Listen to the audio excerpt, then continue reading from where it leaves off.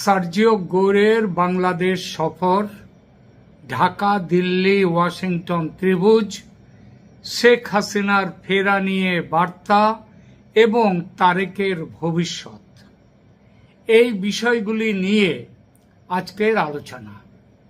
প্রথমে দেখা যাক আমেরিকার কি মানসিক, কেন এলেন সার্জিও গোর বাংলাদেশের ঢাকা সফরে, সেটা দেখুন। আন্তর্জাতিক কূটনীতিতে অনেক গুরুত্বপূর্ণ বৈঠকে প্রকৃত বিষয়বস্তু কখনো প্রেস বিজ্ঞপ্তিতে লেখা থাকে না। যৌথ বিবৃতিতে সাধারণত থাকে সৌজন্যের ভাষা, যেমন দুই দেশের বন্ধুত্ব আরো জোরদার হবে, সহযোগিতা বৃদ্ধি পাবে, গঠনমূলক আলোচনা হয়েছে, এই ধরনের বাক্য। কিন্তু একজন অনুসন্ধানী সাংবাদিকের কাজ সেখানেই শেষ হয় না। তিনি খোঁজেন কারা বৈঠকে ছিলেন, কারা ছিলেন না, বৈঠক কতক্ষণ চলল, কোন পর্যায়ে দরজা বন্ধ হলো, এরপর কার মুখের অভিব্যক্তি বদলে গেল। এই প্রশ্নগুলোর উত্তর অনেক সময় সরকারি বিবৃতির চেয়েও বেশি গুরুত্বপূর্ণ হয়ে ওঠে। আজ আমরা ঠিক সেই দৃষ্টিকোণ থেকেই সার্জিও গোরের ঢাকা সফরকে বিশ্লেষণ করব। প্রথমে দেখা যাক যে কেন বাংলাদেশ কেন এখন যুক্তরাষ্ট্রের বিশেষ আগ্রহের কেন্দ্র।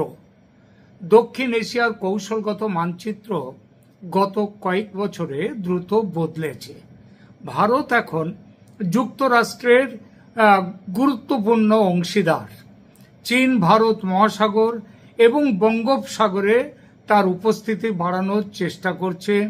মিয়ানমার অস্থিতিশীল, রোহিঙ্গা সংকট এখনো অমীমাংসিত। এই পরিস্থিতিতে বাংলাদেশের ভৌগোলিক অবস্থান আগের যে কোনো সময়ের তুলনায় অনেক বেশি গুরুত্বপূর্ণ হয়ে উঠেছে। এখন বাংলাদেশ কেবল একটি বাজার নয়, বাংলাদেশ এখন একটা জিও স্ট্র্যাটেজিক স্পেস। যে দেশ এই ভূখণ্ডে তার প্রভাব বাড়াবে, সে পুরো উত্তর বঙ্গোপসাগরের কৌশলগত সমীকরণেও প্রভাব ফেলবে। তো এই সফরের যে সার্জিও গোর এলেন, এই সফরের সরকারি বিবৃতি বনাম স্থানীয় সূত্র সরকারি বিবৃতি একরকম নয়। এখানে বলা হয়েছে দ্বিপাক্ষিক সম্পর্ক, অর্থনীতি, আঞ্চলিক সহযোগিতা এবং পারস্পরিক স্বার্থ নিয়ে আলোচনা হয়েছে। এখানে নতুন কিছু নেই। প্রায় প্রতিটি উচ্চ পর্যায়ের সফরের পর এই ভাষাতেই বলা হয়।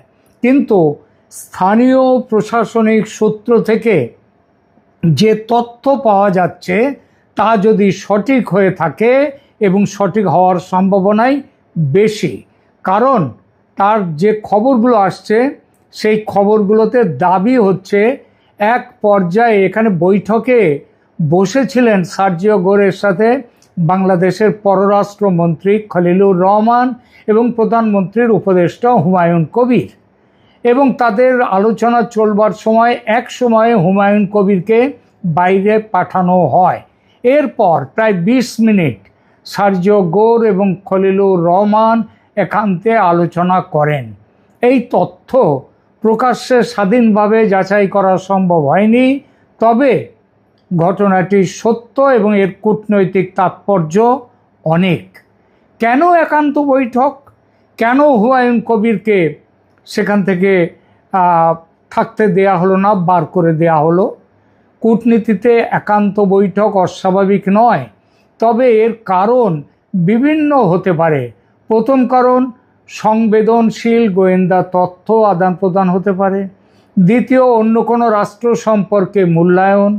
তৃতীয়, এমন রাজনৈতিক বার্তা যেটা সীমিত পর্যায়ের মানুষের মধ্যেই প্রাথমিক স্তরে রাখতে চাওয়া হয়। এই তিনটির কোনটি এখানে প্রযোজ্য ছিল সেটি আমরা জানি না, কিন্তু এইটুকু বুঝতে পারছি যে খলিলুর রহমান তিনি আমেরিকার অনেক কাছের মানুষ, আমেরিকার অনেক বিশ্বস্ত মানুষ, যেটা হুমায়ুন কবির নন। সেই জন্যে তিনি প্রধানমন্ত্রীর উপদেষ্টা হলেও তাকে ওই একান্ত বৈঠকে রাখা হয়নি।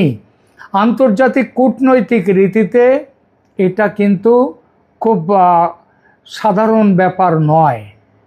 এইবার আলোচনা, আর সবথেকে বড় কথা হচ্ছে সেই মিটিং থেকে বেরোবার পর সেখানে যখন সাংবাদিকরা যখন খলিলুর রহমানকে প্রশ্ন করতে থাকলেন, তার উত্তরে খলিলুর রহমান সঠিক জবাব, সমস্ত জবাব এড়িয়ে গেছেন। এবং আরও বড় কথা, তিনি একটা সময় রেগেও গেছেন সাংবাদিকদের ওপর, এবং তার যে বডি ল্যাঙ্গুয়েজ, শরীরী ভাষা, সেটা খুব একটা স্বাভাবিক লাগছিল না। আরও একটা কথা, সেটা হচ্ছে সার্জিও গোরের সম্মানার্থে নৈশভোজের আয়োজন করা হয়েছিল, কিন্তু তিনি সে নৈশভোজে যোগদান করেননি। কেন যোগদান করেননি এটাও কিন্তু খুব স্বাভাবিক ঘটনা নয়। তার মধ্যে দিয়ে কি তিনি এটাই বুঝিয়ে দিতে চাইছেন যে তিনি হাই হ্যালো কিংবা সামাজিকতা রক্ষা করতে আসেননি, তিনি কাজের কাজ করতে এসছেন? এখন এই কাজের কাজটা কি? এখানে সরাসরি কোনো সরকারি নিশ্চিতকরণ নেই, তবে সামগ্রিক ভূ রাজনীতি বিচার করলে বিষয়টি প্রশ্নের অপেক্ষা রাখে না যে আলোচনার মূল বিষয় কী ছিল। স্বাভাবিকভাবেই চীন। গত কয়েক বছরে বাংলাদেশে চীনের বিনিয়োগ ভীষণভাবে বেড়েছে, অবকাঠামো প্রকল্প বেড়েছে, বন্দর উন্নয়ন হয়েছে, বিদ্যুৎ প্রকল্প হয়েছে। চীনের অর্থনৈতিক উপস্থিতি এখন বাংলাদেশে খুবই দৃশ্যমান। অন্যদিকে যুক্তরাষ্ট্র চায় বাংলাদেশ যেন চীনের সঙ্গে সম্পর্ক রাখলেও সম্পূর্ণ কৌশলগত নির্ভরতায় না পৌঁছে যায়, অর্থাৎ সেখানে যেন একটা ফারাক থাকে। এই উদ্বেগ শুধু বাংলাদেশের ক্ষেত্রেই যে আমেরিকার আছে তা নয়, শ্রীলঙ্কা, মালদ্বীপ, নেপাল সব ক্ষেত্রেই একই ধরনের কৌশল দেখা যায়। ধারণা করা হচ্ছে যে চীন থেকে যুদ্ধ বিমান ক্রয়, সমরাস্ত্র ক্রয়, ড্রোন কারখানা নির্মাণ, তিস্তা বাঁধ প্রকল্প, আরও বহুবিধ প্রকল্প নিয়ে আমেরিকা ক্ষুণ্ণ এবং ক্ষুব্ধ। ঢাকা সফরের নেপথ্যে তাহলে কি এখানে বলা হয়েছে যে গৌর তিনি কি বলতে চাইলেন, সার্জিও গোর, যে চীনের সাথে সম্পর্ক উন্নয়ন করা ধীরে, ফারাক রেখে, নইলে সমস্যা আছে। এটা তো একটা দিক চীন, আর এক দিক রয়েছে দিল্লি। ঢাকা সফরের নেপথ্যে কি দিল্লি আছে? কেন ভারত একটি সমীকরণের কেন্দ্রবিন্দু হয়ে উঠছে? সার্জিও গোরের ঢাকা সফরকে যদি শুধুমাত্র বাংলাদেশ যুক্তরাষ্ট্র দ্বিপাক্ষিক সম্পর্কের দৃষ্টিতে দেখি, তাহলে ছবির একটা বড় অংশ অদৃশ্য থেকে যাবে। কারণ আজকের ইন্দো প্যাসিফিক কৌশলে যুক্তরাষ্ট্রের সবচেয়ে গুরুত্বপূর্ণ আঞ্চলিক অংশীদার হলো ভারত। গত এক দশকে ওয়াশিংটন ও নয়াদিল্লির সম্পর্ক শুধু প্রতিরক্ষা সহযোগিতায় সীমাবদ্ধ নেই। কোয়াড, সামুদ্রিক নিরাপত্তা, উন্নত প্রযুক্তি, গোয়েন্দা তথ্য বিনিময়, সরবরাহ শৃঙ্খল, সেমিকন্ডাক্টর এবং চীনের ক্রমবর্ধমান প্রভাব মোকাবিলা করা, সব ক্ষেত্রেই আমেরিকা ভারতের সমন্বয় অনেক গভীর হয়েছে। এই প্রেক্ষাপটে বাংলাদেশের গুরুত্ব বদলে গেছে।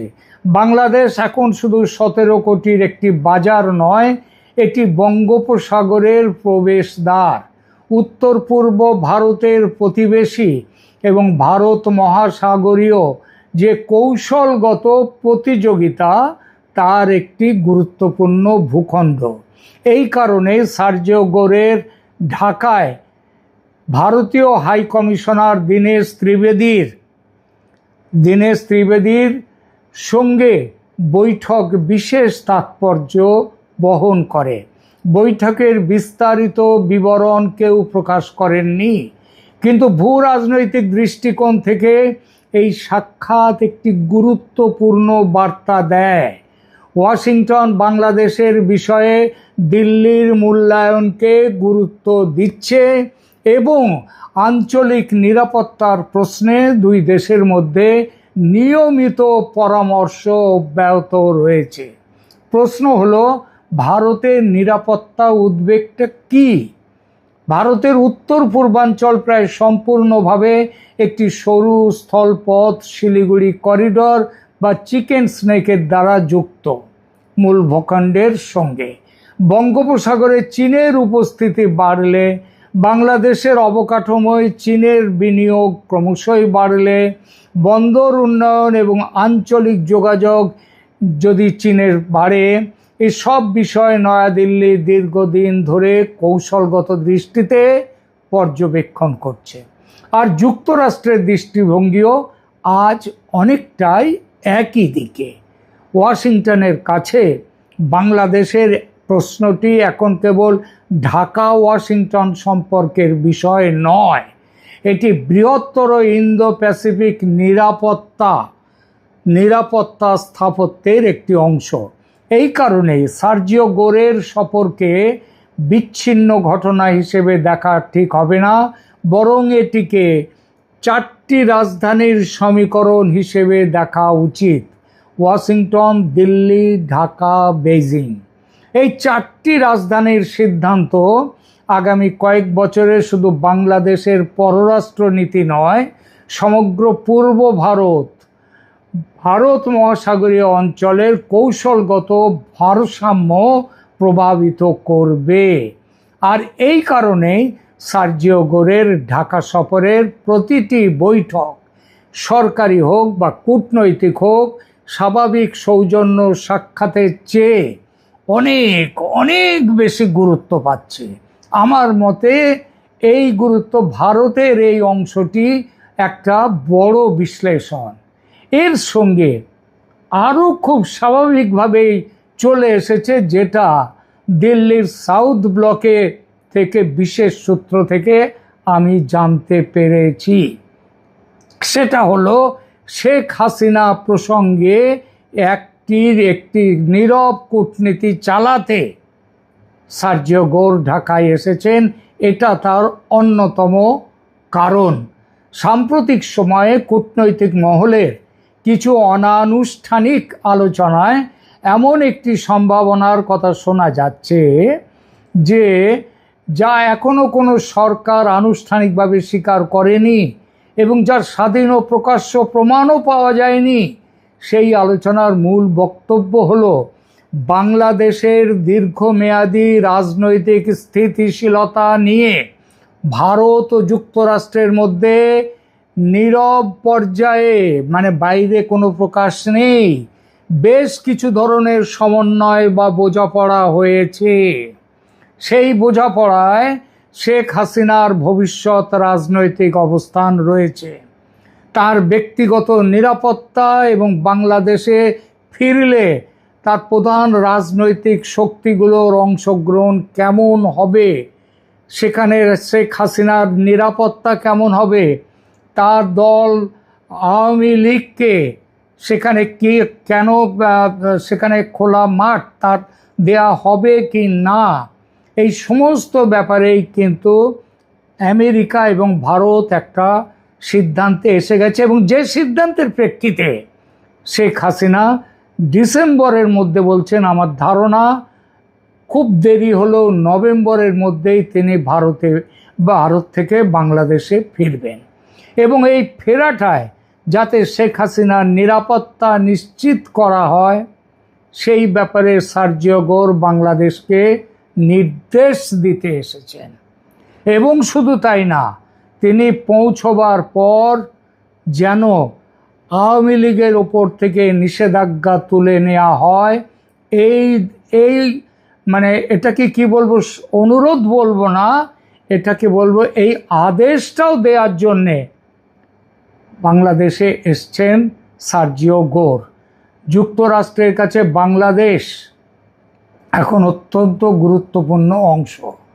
তাদের অগ্রাধিকার হলো এই অঞ্চলে এমন পরিস্থিতি তৈরি না হওয়া যাতে বহিরাগত শক্তির প্রভাব অস্বাভাবিকভাবে বৃদ্ধি পায়, এখানে রাজনৈতিক সংকট তৈরি হয়, এখানে ধর্মীয় সংকট তৈরি হয়। সেখানটায় এই সমস্ত কিছু কাজ করেছে ভারত এবং আমেরিকা বাংলাদেশে শেখ হাসিনার পুনর্বাসনের রূপরেখা নিয়ে একটা সিদ্ধান্তে পৌঁছতে, এবং এই প্রেক্ষাপটেই শেখ হাসিনার নাম খলিলুর রহমানের কাছে এসেছে। খলিলুর রহমান, যার জন্যে ওই মিটিংয়ের পর তার মুখে খুব অন্ধকার দেখা গেছে, তিনি খুব একটা স্বাভাবিক যেন ছিলেন না। কেন স্বাভাবিক ছিলেন না? তার কারণ হচ্ছে এগুলো আমেরিকার সহজ বার্তা ছিল না, স্পষ্ট বলা যায় নির্দেশ ছিল। আমার কাছে যে সূত্র মারফত যে খবর এসেছে, ভারত এবং আমেরিকার যৌথ সিদ্ধান্ত জানিয়ে দেওয়া হয়েছে খলিলুর রহমানকে। তিনি যেন এই বিষয়টা নিয়ে ওখানে সেইভাবে দেখেন যে প্রথম কথা কিভাবে শেখ হাসিনা দেশে ফিরবেন এবং তার ব্যক্তিগত নিরাপত্তা কিভাবে নিশ্চিত হবে। দ্বিতীয়ত, আওয়ামী লীগের ওপর থেকে নিষেধাজ্ঞা তুলে নিয়ে সেখানকার রাজনীতিকে অন্তর্ভুক্তিমূলক করতে হবে। তৃতীয়, রাষ্ট্রীয় প্রতিষ্ঠানগুলো কিভাবে সেই পরিবর্তন সামাল দেবে, কারণ এই নিয়ে যদি ওখানে কোনো গোলমাল হয়, সেই গোলমাল কিন্তু সামলাতে হবে বিএনপি সরকারকে, তারেক রহমান সরকারকে। যদি তারেক রহমান সরকার না মানতে চায় এই আদেশ, আমাদের কাছে খবর আছে সেই আদেশ যাতে মানতে বাধ্য করা যায়, তারেক রহমানকে সেই ব্যাপারটাও জানিয়ে দেওয়া হয়েছে। কি সেই ব্যাপার? সেটা হলো তারেক রহমান যদি এই সূত্র এবং আমেরিকার নির্দেশ মতো চলতে না চান, তাহলে বাংলাদেশে এই সরকারকে হটিয়ে সেখানে একটা কি অন্তত কিছুদিনের জন্য হলেও একটা সামরিক শাসন নিয়ে আসা হতে পারে, অথবা আবার এই সরকারকে ক্ষমতাচ্যুত করে একটি অন্তর্বর্তী সরকারও তৈরি হতে পারে। আর এই কথাগুলো শোনার পর থেকেই খলিলুর রহমানের রক্তচাপ বেড়ে গেছে। আমরা আগামী কয়েকটা দিন, আগামী কিছু দিন, অন্তত একটি মাস আমাদের খুব সতর্ক হয়ে অপেক্ষা করতে হবে। আগস্ট মাস পড়ে গেছে, আগস্ট চলে যাবে, ততদিনে বৃষ্টি থেমে যাবে। সেপ্টেম্বরে মোটামুটিভাবে বৃষ্টি কমে গেছে, এবং সেপ্টেম্বরের পরে অক্টোবর নাগাদ, সেপ্টেম্বর অক্টোবর খুব সম্ভব শেখ হাসিনা বাংলাদেশে ফিরছেন। এখনকার মতো এইটুকুই। ধন্যবাদ।